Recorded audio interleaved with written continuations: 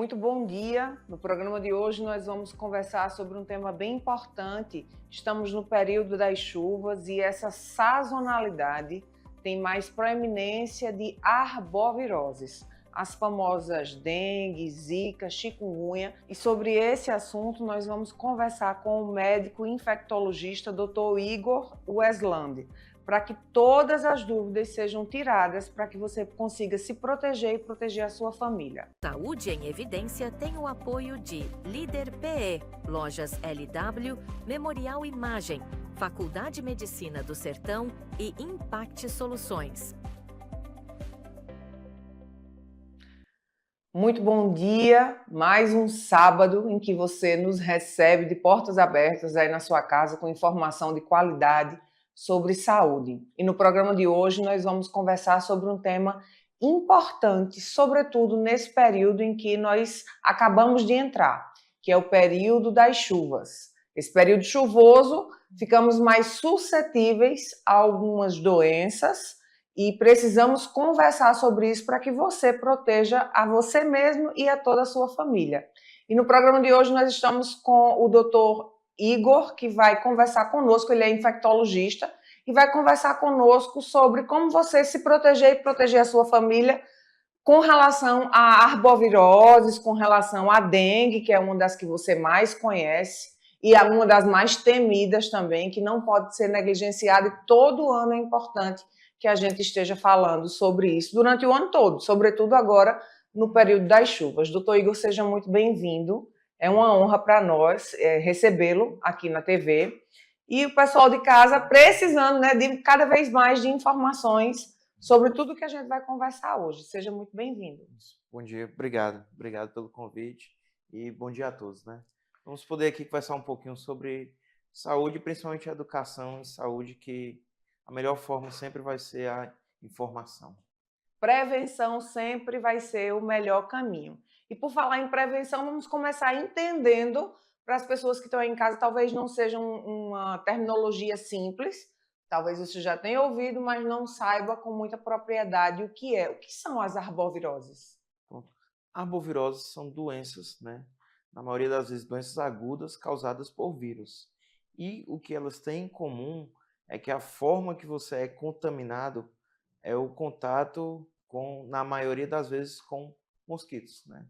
Então, Que nesse são os período. vetores, que são quem transmite realmente a doença. Não são doenças que passam de pessoa a pessoa, mas que você transmite com o ambiente.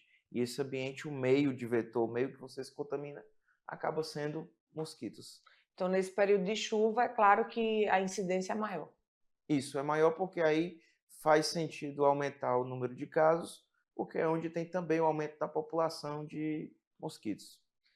E a gente se preocupa, né? Porque nesse período de chuvas também é o período que coincide com as festas, que aqui no Nordeste nós gostamos do mês junino e a gente recebe mais pessoas em casa, então a gente tem que ter alguns cuidados em casa que não podem passar despercebidos. Doutor, quais seriam, assim, para quem está em casa de forma prática, algumas medidas de prevenção que a gente possa ajudar essas pessoas que estão em casa a se blindar com relação às arboviroses e a gente falando, claro, no mosquito da dengue também. Basicamente são medidas que você atrapalhe a cadeia de reprodução do mosquito, né? Que no caso ele tem a predileção por água parada. Então, como eu tenho uma época chuvosa, né? Posso ter algum objeto, alguma coisa em quintal, né? Em despensa, algum local da casa que você acaba tendo um acúmulo de água parada. O ideal é todo dia você checar e dar uma limpada naquela região.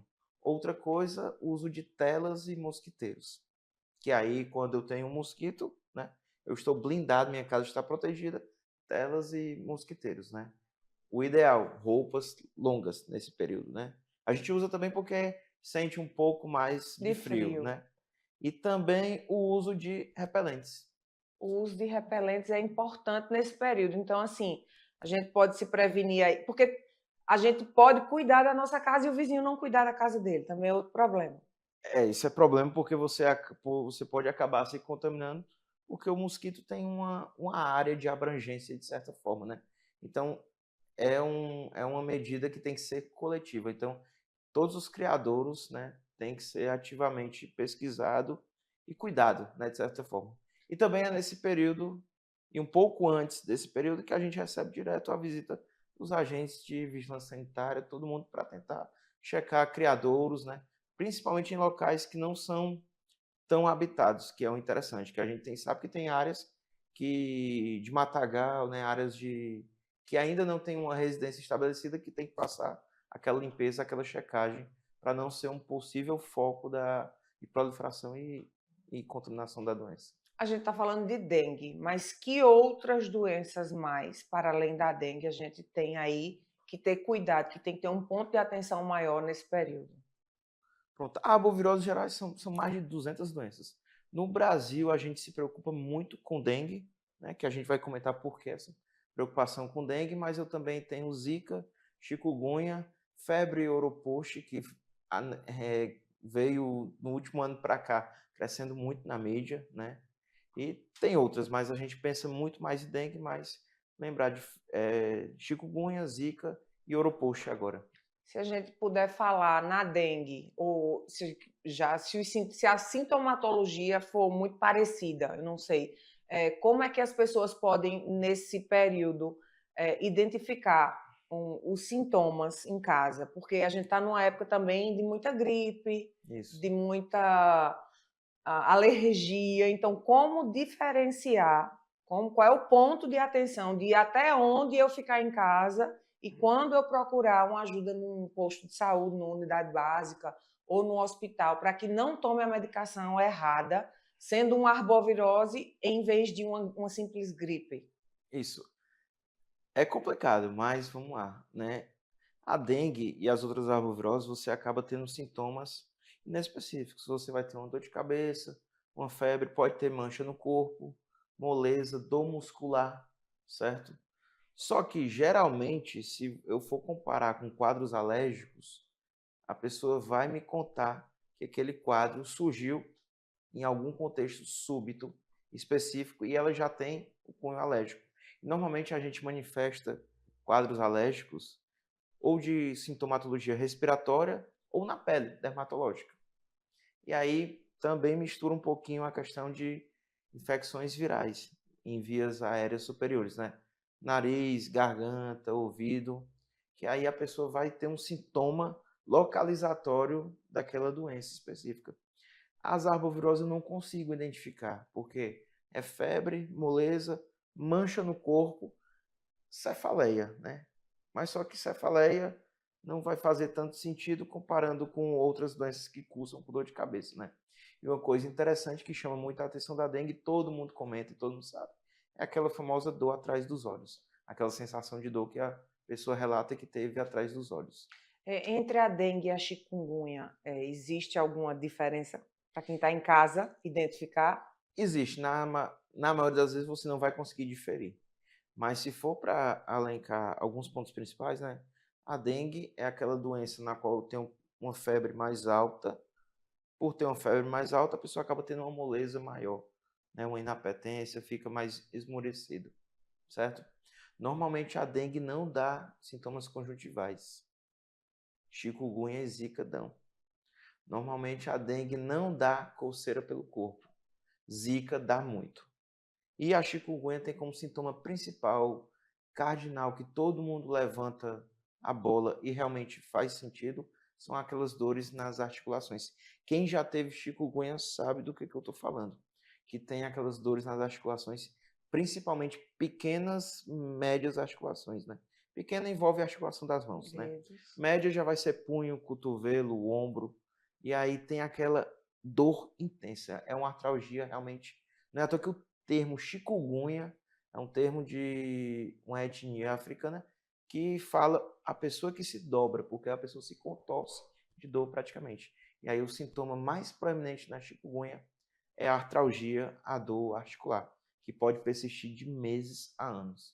E é importante a gente ressaltar que, tanto falando de arbovirose, como falando de qualquer outra coisa, desde uma simples gripe, um simples resfriado, nunca se automedicar, porque aí é um grande perigo, né, doutor Igor? Exato, né? Inclusive a automedicação, nesse contexto, vem com uma medida principal, né? O objetivo principal da automedicação é o seguinte, que geralmente quadros de dor ou febre, nosso acesso à medicação acaba sendo medicações que eu chamo de anti-inflamatórios. E aí, se for um contexto de dengue, não é interessante você se automedicar com anti-inflamatórios. Você pode perpetuar ou agravar a sua situação de dengue. E é muito complicado, às vezes, diferir se é dengue, zika, chikungunya. Chikungunya, por exemplo, eu posso ofertar anti-inflamatório. Só que tem que estar um quadro clássico de chikungunya e o diagnóstico, evidente. Porque não é interessante a pessoa que tem dengue tomar anti-inflamatório. Pode ficar grave e agravar. E lembrar que de tudo que a gente está conversando aqui, a gente foca muito em dengue, porque dengue mata. Dengue mata. Exatamente. Esse é o problema. A questão da automedicação da dengue é uma pergunta que talvez seja até ignorante, mas que vai esclarecer você que está em casa. A dengue hemorrágica, ela é um estágio mais avançado da dengue não tratada ou não precocemente diagnosticada, ou ela simplesmente é dengue hemorrágica? Não, aí é por isso que eu adoro trabalhar com a educação. Não se fala em dengue hemorrágica mais hoje em dia. Não. Não. Então, ó, você que está em casa, não se fala mais em dengue hemorrágica, que a gente vai entender agora com a competência do Dr. Igor sobre por que não se fala mais em dengue hemorrágica e quais os cuidados que a gente vai ter que ter, porque dengue mata. Então, é algo que a gente precisa conversar todos os anos, porque as pessoas pensam que sabem, né? Mas sempre tem alguma coisa que a gente pode escorregar, e por isso que a gente está aqui. Exato. Aí a questão da dengue não ser hemorrágica é porque a parte da hemorragia pode ou não acontecer numa pessoa que fica grave. O termo mais adequado que se coloca hoje é dengue grave. Certo. Que pode ou não ter hemorragia. Sim. Porque se eu educar, se eu espalhar que é só dengue hemorrágica, as pessoas vão supor que eu só estou grave se eu sangrar. Só que não é bem assim. Inclusive, quando a dengue fica grave, ela dá outros sinais que não hemorrágicos, que já o paciente já está ficando grave. Que é nessa percepção, né? Nessa tocada que, essa pessoa está indo para o lado grave, né? A maioria das pessoas não acontece nada, né? A dengue é o seguinte, ela tem um comportamento diferente de outras doenças. A gente atrela a febre a coisa ruim. A dengue é o contrário. Quando acaba a febre, vai acontecer duas coisas. Ou você melhora da doença, ou você agrava. Ou melhora ou agrava. A maioria das pessoas melhora. Vida que segue. Agora, aquela população, aquele paciente que agrava, ele começa a dar sinais que ele está indo para o lado que agrava. Aí, nesse momento, precisa ter uma percepção interessante, que eu consigo ter essa percepção examinando a pessoa, avaliando o paciente e olhando exames laboratoriais, por exemplo, né? Para eu intervir. E a intervenção da dengue não é medicação específica, é só uma, hidratação. Porque no momento que o paciente agrava, né, o que acontece com a dengue? Por que as pessoas morrem? Elas morrem porque elas perdem líquido do intravascular para o extravascular. Às vezes, isso pode ser acompanhado de fenômenos hemorrágicos. Às vezes, não. É simplesmente uma facilidade dos vasos. Inclusive, uma coisa que bem prática, bem objetiva para a identificação desse polo se chama a famosa prova do laço. A gente vai falar sobre isso, vou precisar chamar um breve intervalo, então já fica aí que no próximo bloco a gente já vai começar com o que é a prova do laço? Isso, a prova do laço. A prova do laço. Daqui a pouquinho você vai saber junto comigo o que é a prova do laço aqui com o Dr. Igor. Fica aí, a gente volta já. Aqui na Impact, nós entendemos que cada negócio é único. É por isso que oferecemos uma variedade de serviços personalizados para atender às suas necessidades específicas. Desde o desenvolvimento de sites modernos e intuitivos até o design gráfico criativo, passando pelo gerenciamento estratégico de mídias sociais. Também contamos com uma consultoria dedicada a fornecer soluções estratégicas em finanças, gestão de dados e logística para empresas de todos os portes. Estamos aqui para ajudar sua empresa a se destacar no mercado. Com a Impact, você terá acesso a uma equipe dedicada e experiente, pronta para impulsionar o seu sucesso. Vamos trabalhar juntos para alcançar seus objetivos e superar suas expectativas.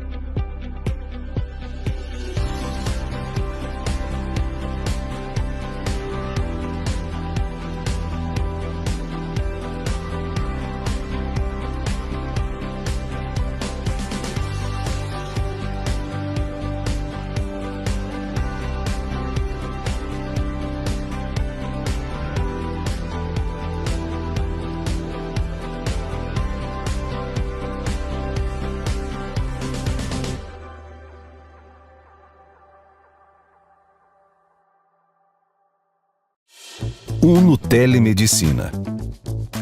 Cuidado médico 24 horas por dia, 7 dias por semana.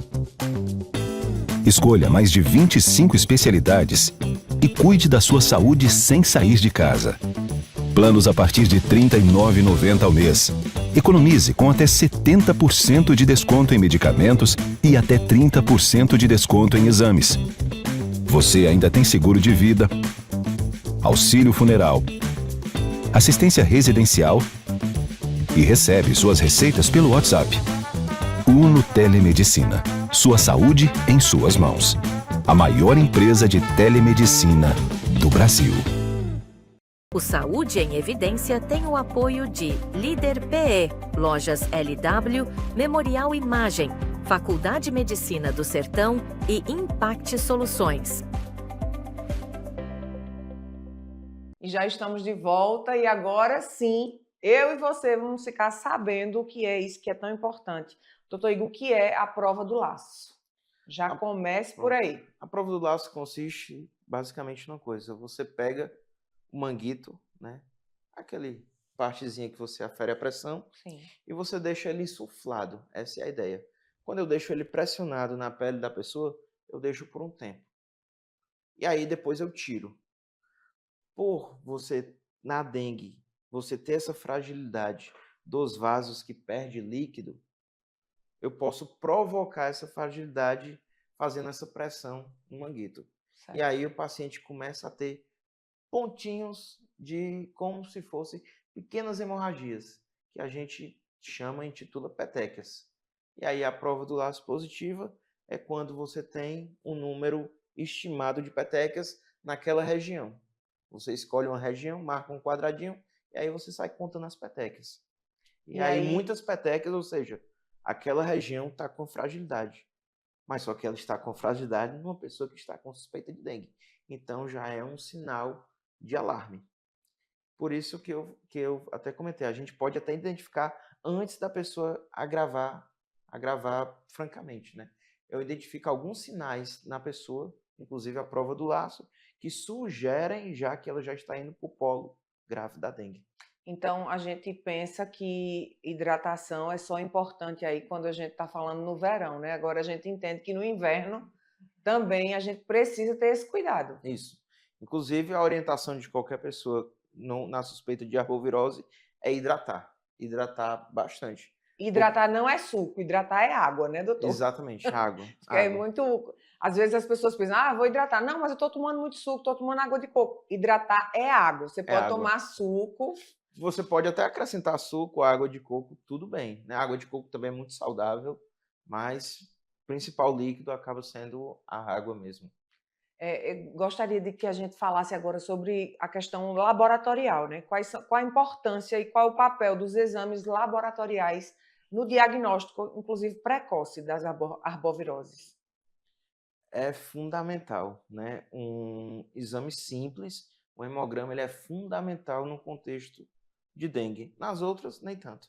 Até porque a gente fala o tempo inteiro aqui e se estuda e se comenta o tempo inteiro de dengue, por causa do foco da questão da chance de óbito, desfecho grave e tudo mais. Só que o exame laboratorial, o hemograma na dengue, é outra pista que eu começo a ter. Que por a gente supor, né? Ou supor não, na verdade, por a gente atrelar aquela história de hemorrágico, as pessoas focam, às vezes profissionais de saúde focam apenas em um único item do hemograma, que é a plaqueta. Todo mundo fala, não, tá com plaqueta baixa, então não tá grávida. Não tem nada a ver. Não é o foco principal. Plaqueta nada mais é do que uma sériezinha de células que estão envolvidas na minha coagulação. E aí, quando eu tenho uma queda delas, eu posso ter sangramentos. Sim.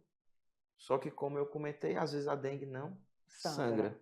E às vezes o paciente está ficando grave e não tem queda de plaqueta. Então, observar apenas um ponto do hemograma é também um caminho perigoso. É perigoso. E aí eu tenho que atrelar sempre a avaliação da plaqueta, tudo bem, mas um dado muito importante se chama hematócrito, que aí é uma partezinha da série vermelha, né?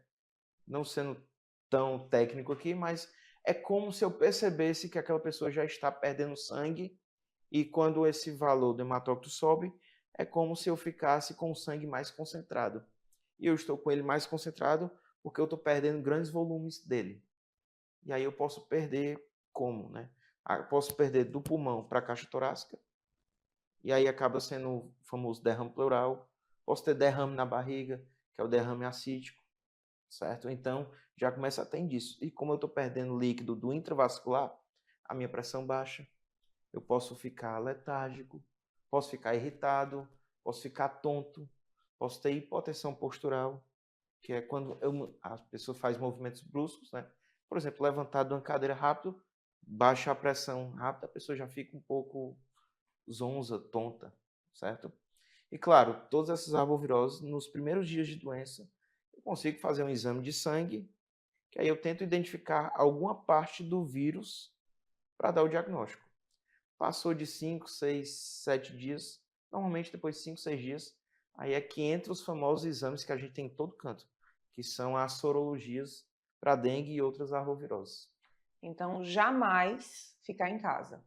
Sentiu qualquer sintoma, tem que procurar um médico, né? Isso ainda é cultural no Brasil tentar resolver do seu jeito. O ideal é procurar o serviço de saúde para você receber as orientações, né? Mas a gente, claro, hoje em dia, quem não consegue ter uma orientação em saúde, internet, aqui, por exemplo, né? Hoje em dia, que bom que tem esse acesso mais fácil à informação. Então, a ideia é que no contexto de arbovirose, os primeiros dias você vai estar muito mal mesmo, por conta da febre e dos outros sintomas. Agora, o período crítico é quando você começa a melhorar da febre. E aí, é aquela história, ou vai para o polo da gravidade, ou você vai para o polo da remissão da doença. A maioria das pessoas é remissão. E a ideia, na dúvida, é bom procurar o serviço de saúde, tirar essa dúvida com os profissionais, porque o melhor remédio é a informação ainda. E a gente precisa, mais uma vez, reforçar, né? Isso que o doutor Igor falou agora é muito importante. Porque, naturalmente, na maioria das doenças, quando a febre está indo embora, vem aquela pseudo-informação no nosso cérebro que estamos ficando bem. Na maioria das vezes sim. No caso das arboviroses, não, né? No caso da dengue, não. Da dengue especificamente. Da dengue, não. Das outras, sim. Das outras, sim. A dengue tem essa característica, né? Então, não é a hora ainda de relaxar, né? Nós não estamos em um tempo de baixar a guarda, pelo contrário. A gente precisa estar de guarda alta, né, doutor? É quando levanta o alerta. E aí, 2 dias depois, sem febre, pode ter certeza que você vai para a cura da dengue, né? E uma coisa é que a dengue é uma doença aguda. A maioria das arboviroses são doenças agudas. Ou seja, depois de 1 semana, você vai estar ótimo. Ou então vai estar muito grave. Mas muito grave vai ser o contexto de dengue. Mas provavelmente foi uma dengue que não foi identificada antes de agravar, ou não teve uma intervenção no tempo hábil quando agravou. Existe diferença? O paciente que ele tem uma imunidade ok, um paciente que se alimenta bem, um paciente que tem um estilo de vida bacana, faz diferença independentemente disso ou não? Ou quando a dengue vem, ela vem e pega todo mundo por igual? Não, faz diferença na recuperação. Faz. Não é que... Aí é uma exceçãozinha, né? Não é que você tem um hábito saudável de vida ou um péssimo hábito, que quem tem péssimos hábitos tem a chance maior de agravar para o dengue. Infelizmente, a dengue não é assim. Ela pode realmente, assim como o Covid agrava em pessoas Qualquer saudáveis. pessoa, é. Claro que a gente viu que obesos e diabéticos, a chance era maior. Na dengue não tem bem isso. Agora, claro, se você agravar pela dengue, a maior chance de recuperação vai ser se você for mais saudável ainda. Mas não dá para dizer que por eu ser totalmente saudável, atleta, não fumo, não bebo, não tenho nenhuma doença, eu estou isento. Não dá para afirmar isso. Não é à toa que uma população muito acometida pela dengue e até pela dengue grave é a população infantil, que é o foco até de alvo da vacinação no âmbito do SUS. É verdade. Por falar em vacinação, é muito importante a gente estar falando sobre isso. Como é que funciona no Sistema Único a vacinação quando a gente está falando nesse contexto de arbovirose? Quais são as faixas etárias, quem tem direito, quem não tem, quem é que tem precedência?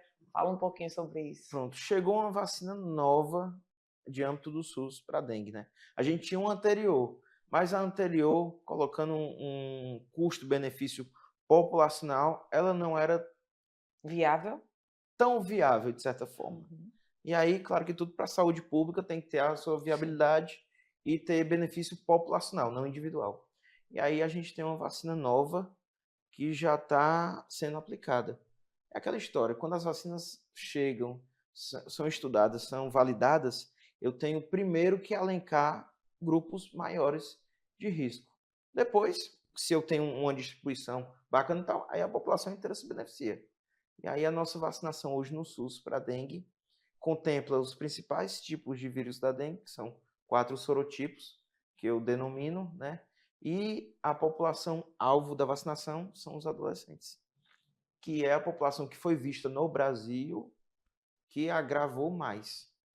Não é que eles tiveram mais risco, mas é quem, na nossa história, agravou mais.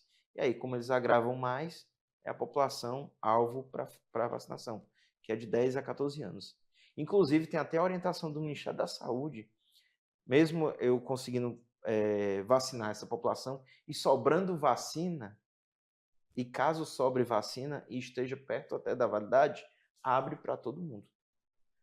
Esse todo mundo contempla uma faixa de 4 a 59, 60 anos. E aí posso vacinar qualquer pessoa dessa faixa etária, né? Só não vacino ainda gestante. Eu ia perguntar agora, pelas gestantes. Imunossuprimidos, quem tem a imunidade baixa, certo? E, principalmente gestantes e imunossuprimidos. E mulheres que amamentam também. Não vacina. Ainda não se vacina dessa nova vacina.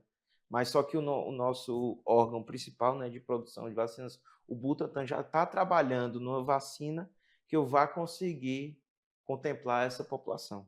Certo, então tudo tem um motivo e os estudos estão aí e a gente vai sendo beneficiado. A gente vai chamar um breve intervalinho, daqui a pouquinho a gente está de volta. Fica conosco.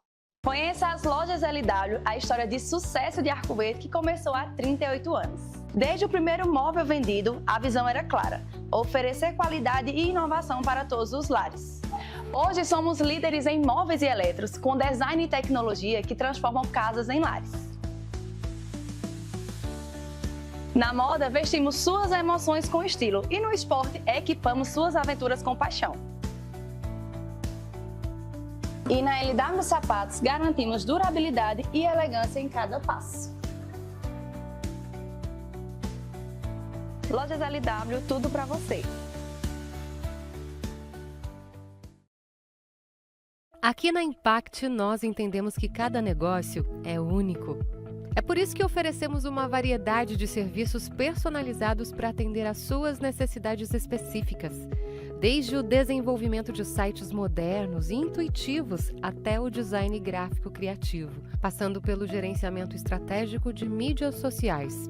Também contamos com uma consultoria dedicada a fornecer soluções estratégicas em finanças, gestão de dados e logística para empresas de todos os portes. Estamos aqui para ajudar sua empresa a se destacar no mercado. Com a Impact, você terá acesso a uma equipe dedicada e experiente, pronta para impulsionar o seu sucesso. Vamos trabalhar juntos para alcançar seus objetivos e superar suas expectativas. O Saúde em Evidência tem o apoio de Líder PE, Lojas LW, Memorial Imagem, Faculdade Medicina do Sertão e Impact Soluções.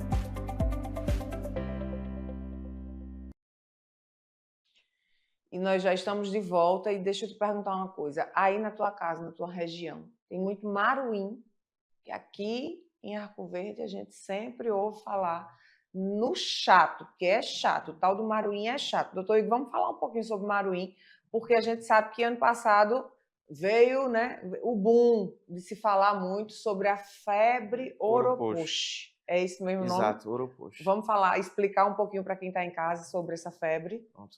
A febre Oropush é outra arbovirose, ou seja, é um vírus veiculado por um mosquito, de certa forma. E aí o mosquito, diferente da dengue e outros arboviroses, não é o famoso Aedes aegypti ou o albopictus, que às vezes também veicula as doenças. Mas é o famoso maruim, algumas regiões do Brasil chamam borrachudo, né, que acaba contaminando o ser humano.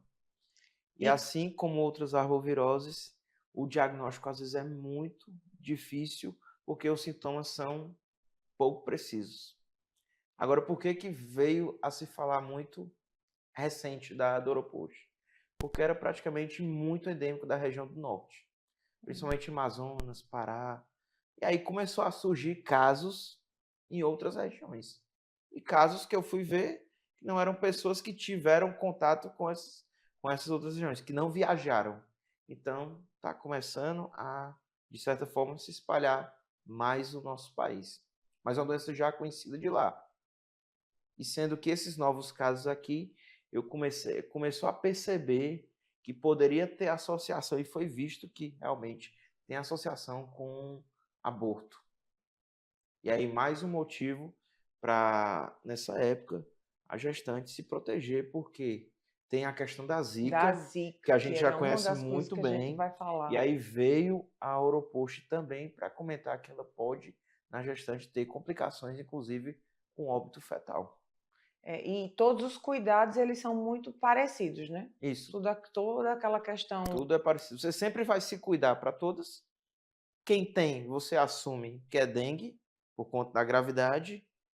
E se for gestante, fica de olho, porque pode ser Zika ou Oropush. Esse período, qual é? Para você que está em casa ficar também tranquilo, para a gente não... A ideia aqui não é aterrorizar você, não. É entregar conteúdo para que você consiga se proteger e proteger sua família. Temos um tempo crítico, estamos no comecinho de junho. Esse tempo dessa criticidade dessas arboviroses, ela é sazonal, ela é para o ano inteiro? Como é que a gente pode lidar com isso? Na verdade, tem o ano inteiro. E durante o ano eu tenho alguns picos maiores, né? E se espera que esses picos maiores depende muitas vezes da quadra chuvosa. Agora, claro que o contrário também é válido, né? Até porque fala-se muito do crescimento dessas doenças, do aumento da incidência das doenças, por conta da mudança climática, né? Que favorece muito o balanço positivo para os veículos, que no caso são os mosquitos. Só que na quadra chuvosa é onde a gente espera que tenha muita água parada e aí a proliferação é maior, né? E por isso que geralmente a vigilância fica de olho principalmente nesse período. Só que desde o começo desse ano, dengue, aliás, desde o ano passado, dengue todo ano vem batendo recorde. Vem numa crescente. É por isso que e Oropush começou a ter essa crescente fora da região norte do país, por isso que a gente fica de olho. Não são tantos casos, mas como são casos novos em locais que eu não tinha acesso, a gente fica de olho, que eu não tinha a doença estabelecida ou documentada, e aí é outra coisa para a gente ficar em vigilância e de olho. Doutor Igor, ele é professor da Faculdade de Medicina do Sertão, então ele vai transitar agora em um ambiente que ele manja muito, que é educação em saúde. Eu acredito muito quanto mais conscientização a população tem, menos essa população sofre. Então, hoje, como é que a gente entende quais seriam aí os veículos que a gente pode imaginar para ajudar essa população, não só aqui de Arco Verde, mas da Sexta Geres, do entorno, de Pernambuco como um todo. O programa vem desde Recife e região metropolitana até Serra Talhada, Triunfo. Como as cidades elas têm se programado para entregar educação em saúde às suas comunidades? Pronto, a forma de entregar, a melhor forma, claro que é a informação, né? Seu programa é um exemplo claro disso. Agora, tem diversos projetos de conscientização, né, que são os famosos, dentro das faculdades de medicina, já que estou inserido em uma, são os famosos projetos de extensão. Sim. Que aí você leva o saber científico, você leva o conhecimento à comunidade. Que, na minha opinião, todo profissional de saúde tem que ter na sua responsabilidade ética profissional a questão da educação e da informação às pessoas, né? Sim. Aos leigos, de certa forma, né? Pena que, infelizmente, tem muito leigo que atrapalha demais isso, né? Sério? Tem Por exemplo? Por exemplo, até profissional de saúde. Eu estou falando de desinformação, né? Ou terrorismo, como você colocou aqui, né? Terrorismo em saúde. Hoje tem veículos diretos que atrapalham demais. Pessoas influentes na sociedade que falam muita besteira mesmo sobre doença. Nossa, hoje o que cresce isso? E, claro, a gente está sempre numa briga constante para trazer boa informação, recomendação e, claro, não aterrorizar a população. A ideia realmente é a conscientização para todo mundo se prever da melhor forma e saber o que fazer quando tiver se deparar com aquela situação. E aquela coisa, né, do senso coletivo. Eu gosto muito também a gente fala muito sobre isso aqui, de nós termos o senso coletivo de cuidar do outro, né? Se você é como eu, que gosta muito de planta, presta atenção nas plantas, no que está ali, minimamente juntando água. Você vai lá e vai fazer a sua parte. Mas você também tem um olhar individual, não individualista, né, que aí é uma diferença, e eu me cercar de todos os cuidados que eu puder, mas sem esquecer do coletivo. Exato. O coletivo é muito importante. Saúde pública, né, ganha destaque sempre acima das outras, né? Porque não faz sentido um cuidado individual, que você é sadio, mas está inserido numa população doente, né? Então a gente sabe que medidas que promovem saúde populacional têm uma eficácia duradoura, perdura por décadas, né? E o ideal realmente é você pensar no seu cuidado e proteger o outro, né? Até porque isso traz uma certa humanidade, né? Que aí já entra outro tema que se fala hoje, que é estranho se falar humanização em saúde, né? Como se a gente não lidasse com os seres humanos, né? Diferente da medicina veterinária ou de outra coisa. É estranho falar sobre isso, mas é uma coisa que tem que ser falada porque em algum dado momento na evolução da saúde se perdeu, de certa forma, esse cuidado com o ser humano. Não causa estranheza, a gente gravou um programa essa semana e tocamos inclusive nesse assunto.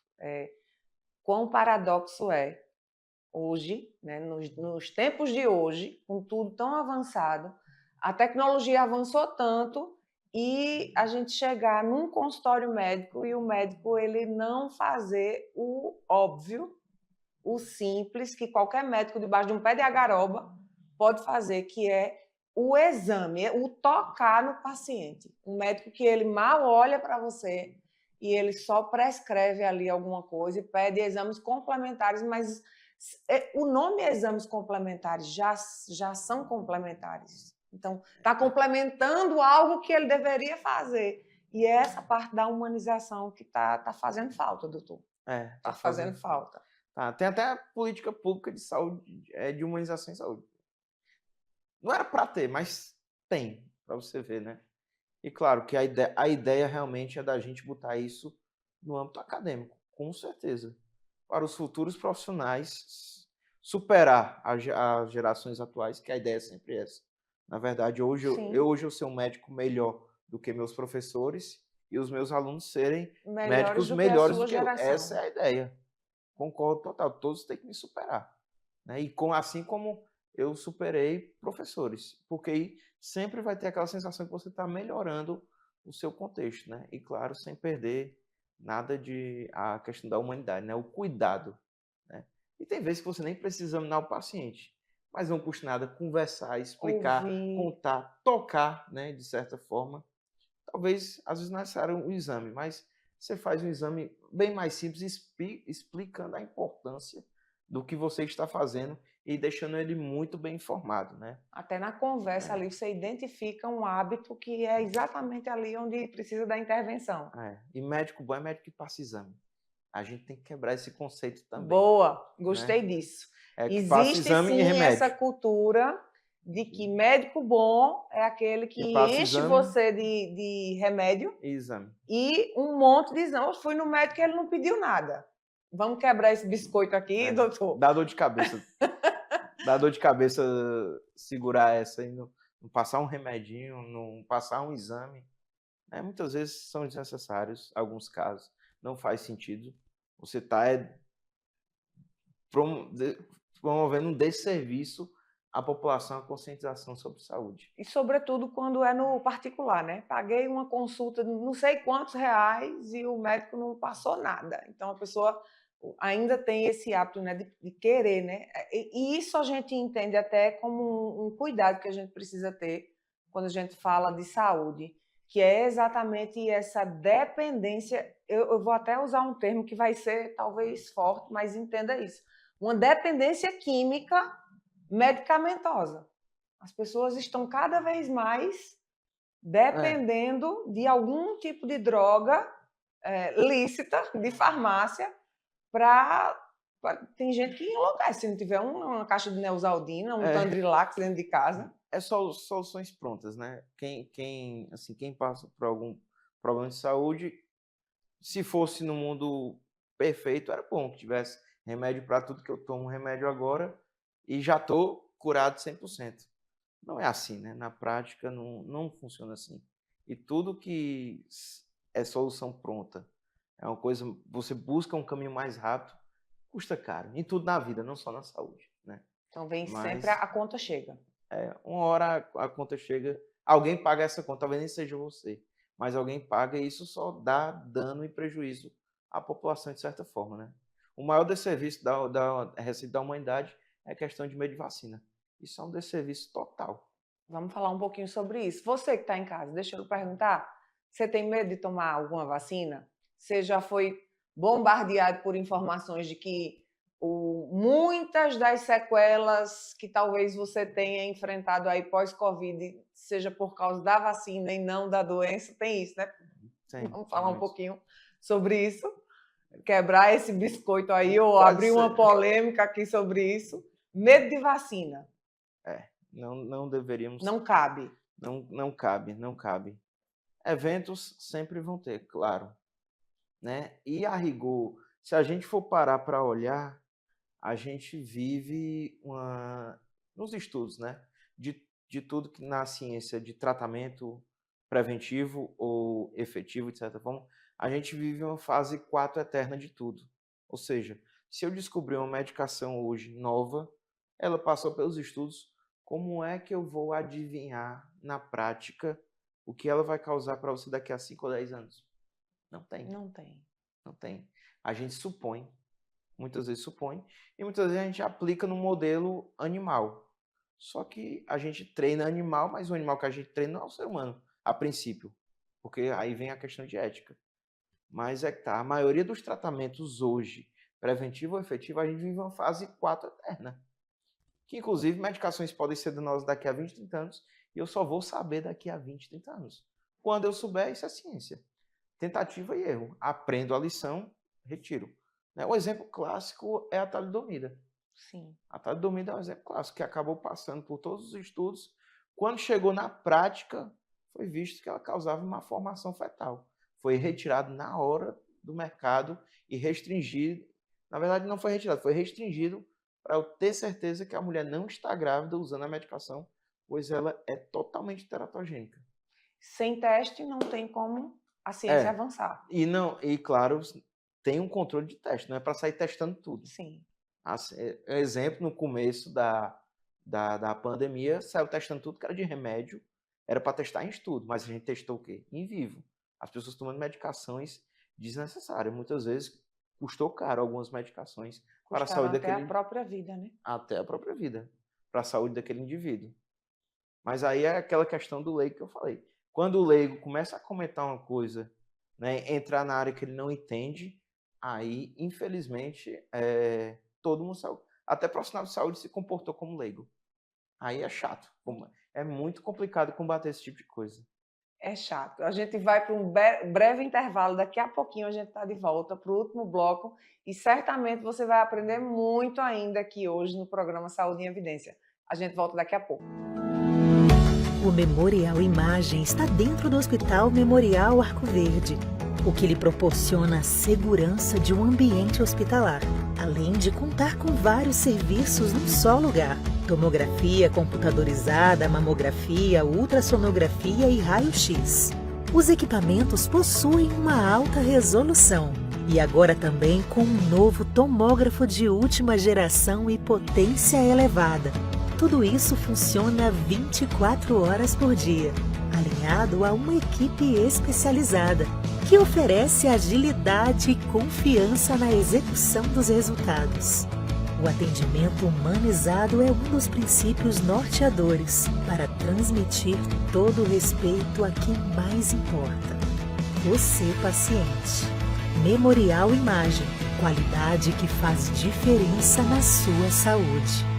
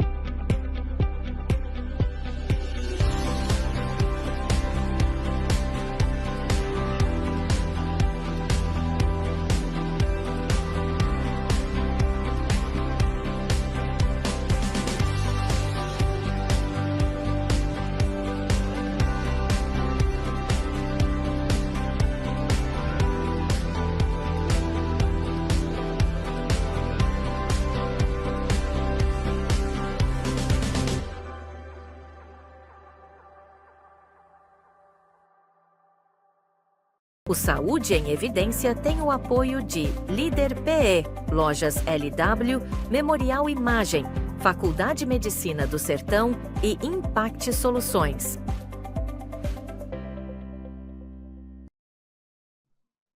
E nós já estamos de volta e agora, no último bloco, nós vamos falar sobre os tratamentos e os cuidados que você que está em casa precisa saber para que você possa se comportar de acordo dentro dessa perspectiva, né, de estarmos em um tempo de atenção, de alerta com as arboviroses. Doutor Igor, quando a gente pensa em cuidado e tratamentos sobre as arboviroses, quais são as informações que as pessoas que estão em casa, os nossos telespectadores, precisam ter de antemão? Então, assistindo aqui a gente, o que é que eles precisam já saber sobre cuidados e tratamento? Pronto. Cuidado, a gente falou da prevenção. Tudo bem, já aprendi, já sei me prevenir na questão de arbovirose. Tratamento. A gente falou que não é ideal se automedicar. Mas aí, claro que uma pessoa que está doente, está sentindo sintomas, é complicado você aguentar, não é obrigado você tolerar nada, não. E aí, estou com sintomas que normalmente a febre e dores incomodam, a princípio, até que eu não consiga diferenciar, ou algum profissional de saúde realizou o exame e consiga dizer você está com dengue, zika ou chikungunya, o ideal é evitar anti-inflamatório. Anti-inflamatório que eu quero dizer, tudo que termina com can, meloxicam, tinoxicam, tudo que termina com can da vida, né? O ideal não é fazer paracetamol. E aí a gente tem uma medicação boa, barata, que é eficaz, é dipirona. Pode-se fazer dipirona em contexto de febre e dor por dengue, certo? Então faz... Ibuprofeno também é bom evitar, certo? Então, o ideal é dipirona. Para não errar, dipirona. Para não errar, dipirona. E se espera que nos próximos dias consecutivos, Zika, você tenha uma melhora rápida, de certa forma. Chikungunya e dengue é que perduram. A dengue ou você melhora ou você piora, né? E a ideia desde o começo é se hidratar bastante, tomar bastante água e a população ser orientada a sinais de alarme.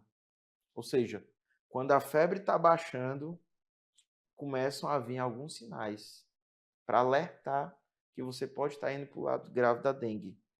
Porque se você estiver indo para o lado grave, isso é sinônimo de internação hospitalar e hidratação oral, caso consiga ainda, e venosa. Por isso que a dengue tem que ser muito bem observada. O melhor tratamento da dengue, claro, das outras, é a prevenção. Tudo bem. Mas quando eu tenho uma doença, eu controlo os sintomas. Beleza. Dipirona, tá ótimo. Zika, como tem a questão da coceira, pode tomar medicação para coceira anti-histamínico. Só que quando a dengue começa a agravar, eu tenho que hidratar essa pessoa de todo jeito. E a melhor forma de hidratação dessa pessoa tem que ser no ambiente de saúde, né? Até no posto de saúde eu já começo a hidratar aquela pessoa, mas o melhor ambiente hospitalar com a hidratação venosa e a reavaliação daquela pessoa para saber se ela está superando a fase grave ou se ela está realmente progredindo e precisa manter-se internada para continuar a hidratação venosa. Não existe medicação específica para nenhuma dessas arboviroses, né? Então, dengue a gente foca na hidratação. Zika fica de olho, porque tem a questão da, se for mulher, pode estar gestante. Chikungunya, a gente maneja muito a dor com analgesia. A princípio, a analgesia é só com dipirona. Depois que você tem certeza que é chikungunya, aí eu posso usar anti-inflamatório. Por quê? Porque não é dengue. Sim. Aí, como não é dengue, o anti-inflamatório não vai potencializar a gravidade. Aí eu posso controlar os sintomas da artralgia e da artrite, que a chikungunya causa, que é mais artralgia, mais a dor, do que a inflamação em si. Aí eu posso fazer anti-inflamatório. Só que normalmente dengue com 7 dias as pessoas estão boas, Zika também e chikungunya que ela persiste. Então, provavelmente depois que você superar uma fase inicial dessas doenças, a chikungunya você vai ser paciente por um bom tempo ainda, enquanto perdurar algumas sequelas articulares. Essas sequelas, elas têm um tempo, porque as pessoas, elas se queixam muito dessas dores, né? Não tem. É para sempre? Não é para sempre. Agora, tem pessoas que ficam para sempre, mas é a exceção. Tem pessoas que foi visto que eu posso ter de semanas a anos. E aí, quem foram as pessoas que persistiram mais, né? Então, estudar, né? Vamos estudar. Quem é que pode ter a chance de progredir para artrite, artralgia por anos? Foi visto que mulher tem essa tendência, tá certo? E caso a mulher já tenha alguma doença pré-existente que envolva cunho articular. E também foi visto que a chikungunya pode ser o gatilho para a primeira crise de uma doença articular autoimune da mulher, né? Que é o famoso reumatismo, artrite reumatoide. Foi visto que piora quem tem artrite reumatoide e que pode abrir o quadro de artrite reumatoide e o gatilho foi uma infecção aguda de chikungunya. Como é que a gente... Claro que você que está em casa certamente está aí esperando que eu faça essa pergunta. A gente sabe, a gente passou por um tempo em que as mulheres grávidas elas se apavoraram e com muita razão. Sim. Por causa de Zika e chikungunya, não é isso? Como é que está esse controle hoje com relação para acalmar você que está grávida em casa ou você que está num planejamento familiar, planejando uma gravidez? Como é que hoje a gente está nessa perspectiva de Zika e chikungunya, na perspectiva de uma gestante ou de quem vai gestar? Pronto, quem vai gestar, né? Aqueles cuidados, prevenção do mosquito, certo? E aí uma coisa interessante, né, que tem que se falar mesmo, é que por mais que a gente saiba que a maioria dessas doenças são veiculadas por um mosquito, existe uma chance de ser veiculada de cunho sexual, de relação sexual. Então, é interessante a mulher se proteger. Em que sentido? Se ela quer gestar, ficar de olho se o parceiro não tem arbovirose. Interessante. Inclusive, quando o homem tem arbovirose, é a mulher também, mas é mais o homem porque tem um contexto zika gestação. Quando tem arbovirose, você orienta para proteger durante a relação sexual. Porque caso seja zika, não passar para a mulher e a mulher não engravidar. Porque aí, caso a mulher engravide e tenha zika, no começo da gravidez, no primeiro trimestre, de certa forma, tem aquela história do risco de má formação. Sim. E aí, o outro polo, no final da gravidez, né? O ideal é a mulher não pegar arbovirose em nenhum momento da gravidez. Agora, no final da gravidez, foi visto, aí já estou indo para chikungunya, foi visto que a chikungunya pode causar complicações, inclusive parto precoce. E pode também ter associação com sepsis neonatal, com complicações assim que a criança nasce. Então, a gestante, né, não está livre, isenta, ela tem que se cuidar durante todo o período gestacional. E lembrar que a arbovirose pode se pegar de cunho sexual. Não é a maior forma de transmissão, mas como a mulher quem quer gestar, aí tem aquela ideia, né? Proteja-se também disso. No sentido que, claro que ela vai ter a relação porque ela vai querer gestar. Assim, se Mas certifique de que o parceiro não ele está com não sintomas, tá com arbovirose e tudo sintoma. mais. Inclusive, mesmo que supere a fase aguda das doenças, o ideal, agora não recordo de cabeça, mas tem um tempo certo que você libera o homem da atividade sexual. Se eu não me engano, é 3 meses, algo desse tipo. Mas aí o profissional de saúde pode dar uma checada, né, Todos consultar. A esses gente não decora cuidados. tudo e aprende tudo, não. Sim, Mas lembrar que é interessante ver, inclusive no planejamento, se o seu parceiro teve algum quadro de arbovirose recente. Porque ainda pode estar no período que possa transmitir a arbovirose. É bem interessante isso. Então, você que está gravidinha ou que está aí nesse planejamento, e até nem está no planejamento, mas vai descobrir que está grávida em algum momento, prestar atenção em tudo isso, ficar atenta. E se você está planejando, planejar dentro de mais esse cuidado, né? Nesse tempo que a gente está, de essa sazonalidade de chuvas, é preciso, é necessário cuidar um pouco mais. Doutor Igor, de tudo que a gente falou sobre a arbovirose, tem alguma pergunta que eu não tenha feito, que se a gente responder, vai ajudar quem está em casa? Tem algo que o senhor queira falar? Fique livre para que a gente aproveite esses últimos minutos do programa para falar e trazer alguma orientação ou algum alerta ou alguma palavra também de conforto, né? Porque a gente sai daquele polo de só alertar, mas também de acalmar a quem está em casa para que a gente possa entregar informação de qualidade a quem está em casa.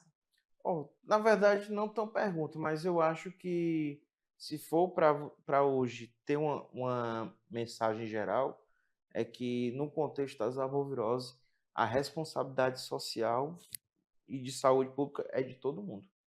Né? Aquela história do criador do mosquito. Eu cuido da minha casa, tomara que o meu vizinho tenha essa percepção e cuidar dele porque está protegendo uma área, uma comunidade, certo?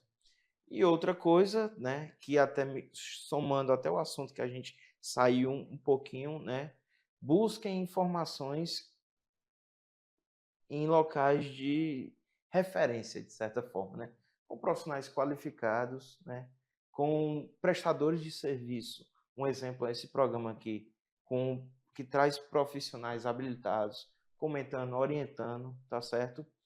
E dúvida, tudo tem o posto, a unidade básica de saúde, que você tira dúvida profissional, né? Conteúdos que advêm do Ministério da Saúde e fonte não confiável, o WhatsApp, Instagram não é confiável, né? A não ser que advenha de um profissional com renome, mas as pessoas ainda botam o nome das pessoas, atrelam o nome de profissionais a notícias falsas, aí é complicado demais. Mas a ideia é que sempre tenha, se você não tem como ter acesso, saiba, conheça algum profissional que você consiga consultar para tirar uma dúvida em saúde. Isso é muito importante hoje para a gente evitar, né, caos desnecessário, um desserviço à população e eu gerar outros problemas de saúde advindos de notícias falsas. Então, sempre, claro, procurar o profissional de saúde, procurar aí a unidade básica de saúde da família mais próximo da sua casa ou o hospital mais próximo da sua casa, para que você esteja cuidando de você e de toda a sua família. Nós queremos agradecer a sua presença, doutor Igor, aqui. As portas do programa estarão sempre abertas para que você venha e traga outros temas para que nós aprendamos mais. E fique à vontade agora para, se quiser deixar alguma rede social, não sei se você gosta de rede social, se entrega algum conteúdo. Fique à vontade, esse é seu minuto. 30 segundos de fama agora. Obrigado. Obrigado pelo convite. Espero mesmo voltar mais vezes, porque eu gosto Sim. de conversar sobre informação em educação e saúde, né? Estou começando a entregar conteúdo agora. Ótimo. Por causa desse contexto que eu estou falando, né? Que bom. Do tanto de notícia que a gente vê De desserviço. de desserviço à saúde que tem por aí Como no as Brasil e pessoas no lhe mundo, encontram, né? na internet. Mas eu tenho um Instagram, né? Sim. Igor.infectologista, que aí pode entrar. E aí, vez por outra, eu vou estar entregando algum conteúdo, alguma informação nova ou comentando. Pronto, Não então, no sentido de gerar caos, desordem, esse tipo de coisa, mas orientar melhor a população e as perfeito. pessoas e até profissionais de saúde, alguns tópicos ou dicas em saúde. Então já segue aí, ó, @igor.infectologista, porque vira e mexe ele vai trazer informação de qualidade para você, educação em saúde para você. O meu muito obrigado pela sua companhia e sábado que vem, pontualmente às 10 horas, eu estou batendo na sua porta para entrar na sua casa com informação e informação de qualidade. Muito obrigada e tenha um excelente sábado. O Saúde em Evidência tem o apoio de Líder PE, Lojas LW, Memorial Imagem, Faculdade Medicina do Sertão e Impact Soluções.